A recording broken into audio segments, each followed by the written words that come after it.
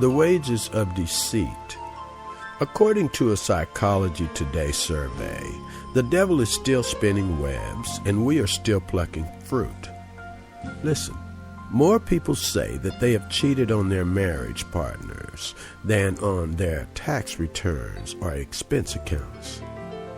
Listen, more than half say that if their tax returns were audited, they would probably owe the government money. Listen, about 1 out of 3 people admits to deceiving a best friend about something within the last year. 96% of them feel guilty about it. Listen, nearly half predict that if they scratched another car in the parking lot, they would drive away without leaving a note. Although the vast majority, 89%, agree that would be immoral. Perhaps the question shouldn't be why does God demand such honesty, but rather, why do we tolerate such dishonesty?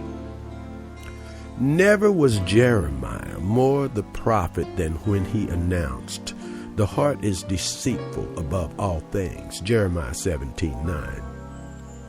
How do we explain our dishonesty? What's the reason for our forked tongues and greasy promises? We don't need a survey to find the answer. For one thing, we don't like the truth. Most of us can sympathize with the fellow who received a call from his wife just as she was about to fly home from Europe. "How's my cat?" she asked. "Dead." "Oh, honey, don't be so honest. Why didn't you break the news to me slowly? You've ruined my trip." "What do you mean, dear?" "You could have told me he was on the roof, and when I called you from Paris, you could have told me he was acting sluggish. Then when I called you from London, you could have said he was sick. And when I called you from New York, you could have said he was at the vet. Then when I arrived home, you could have said he was dead." The husband had never been exposed to such protocol, but was willing to learn. "Okay," he said, "I'll do better next time. By the way," she asked, "how's Mom?" There's a long silence. Then he replied, she's on the roof." The plain fact is we don't like the truth. Our credo is, "You shall know the truth, and the truth shall make you squirm." Our dislike for the truth began at the age of 3 when Mom walked into the room and asked, "Did you hit your little brother?" We knew then and there that honesty had its consequences. So we learned to, it's really not lying. We learned to cover things up. Did I hit my baby brother? That all depends on how you interpret the word hit, Mom. I mean, sure, I made contact with him, but would a jury consider it a hit?